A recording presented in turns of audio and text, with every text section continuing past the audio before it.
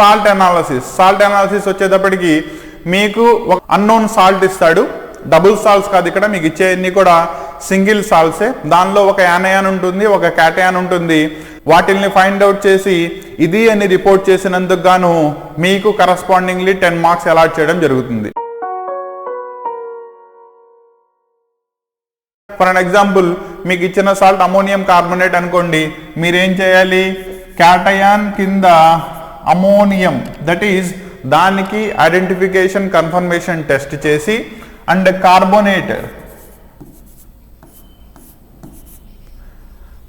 యానయాన్ carbonate యొక్క టెస్టులు చేసి అవి రెండు కన్ఫర్మ్ చేసుకుని నాకు ఇచ్చిన సాల్ట్ అమోనియం కార్బోనేట్ అని రిపోర్ట్ చేసినందుకు గాను మీకు 10 మార్క్స్ ఉంటాయి. ఓకేనా. నా సాల్ట్ అనాలిసిస్ లో మీరు ఏమేమి చేయాల్సి వస్తుందో ఒకసారి చూసుకున్నట్టయితే, first one that is nothing but preliminary test. Preliminary test లో మీరు 4 క్వాంటిటీస్ ని రిపోర్ట్ చేయాల్సి వస్తుంది. ఒకటి కాంపౌండ్ యొక్క స్టేట్, రెండోది కలరు, మూడోది ఫ్లేమ్ టెస్ట్, నాలుగోది యాక్షన్ ఆఫ్ హీట్. ఒక్కొక్క దానికి ½ మార్క్స్ ఇస్తారు. సో టోటల్లీ ప్రిలిమినరీ టెస్ట్స్ గాను మీకు 2 మార్క్స్ అలాట్ చేయడం జరుగుతుంది. ఓకేనా. నెక్స్ట్ వన్ డిటెక్షన్ ఆఫ్ యానయాన్, అంటే మీకు ఇచ్చిన దానిలో యానయాన్ ఎవరున్నారు, that is nothing but for example దీనిలో తీసుకున్నట్టయితే కనుక కార్బోనేట్ అనేది యానయాన్ అవుతుంది. ఓకేనా. అలా యానయాన్ని ఐడెంటిఫై చేసినందుకు, దట్ ఈస్ యానయాన్ యొక్క ఐడెంటిఫికేషన్ టెస్ట్ చేయాలి అండ్ యానయాన్ యొక్క కన్ఫర్మేషన్ టెస్ట్ చేయాలి. 2 ఐడెంటిఫికేషన్ టెస్ట్, 2 కన్ఫర్మేషన్ టెస్టులు చేయాలి.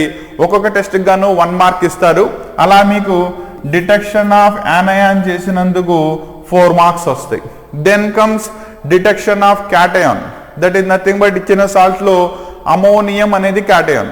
దీంట్లో మీకు క్యాటయాన్ చేసేటప్పుడు జాగ్రత్తగా గుర్తుపెట్టుకోండి, మీకు గ్రూప్ సెపరేషన్ టేబుల్ అని ఉంటుంది. ఓకేనా.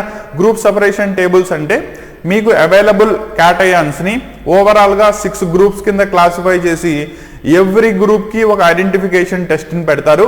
దాన్నే మనం గ్రూప్ సెపరేషన్ టేబుల్ అంటారు. ఓకేనా. ఈ గ్రూప్ సెపరేషన్ టేబుల్ ద్వారా ఏ పర్టికులర్ గ్రూప్ లో ఉన్న క్యాటయాన్ ని మీరు రిపోర్ట్ చేస్తారో అది చేసినందుకు గాను మీకు 2 మార్క్స్ అలాట్ చేయడం జరుగుతుంది. నెక్స్ట్ ఆ గ్రూప్ సెపరేషన్ టేబుల్లో వచ్చిన క్యాటయాన్ని కన్ఫర్మ్ చేసినందుకు, ఆ పర్టికులర్ క్యాటయాన్ యొక్క కన్ఫర్మేషన్ టెస్ట్ చేసి ఇది అని కన్ఫర్మ్ చేసినందుకు మీకు 1 మార్క్ అలాట్ చేస్తారు. టోటల్లీ మీకు ఇక్కడ 3 మార్క్స్ వస్తాయి. ఓకేనా. ఫైనల్లీ నాకు ఇచ్చిన సాల్ట్ ఇది అని రిపోర్ట్ చేసినందుకు, దట్ ఈస్ మీకు వచ్చిన సాల్ట్ అమోనియం కార్బోనేట్ లేదా క్యూప్రస్ క్లోరైడ్ లేదా జింక్ సల్ఫేట్, ఇలా ఈ పర్టికులర్ సాల్ట్ నాకు ఇచ్చారు అని రిపోర్ట్ చేసినందుకు గాను మీకు 1 మార్క్ అలాట్ చేయడం జరుగుతుంది. ఓకేనా.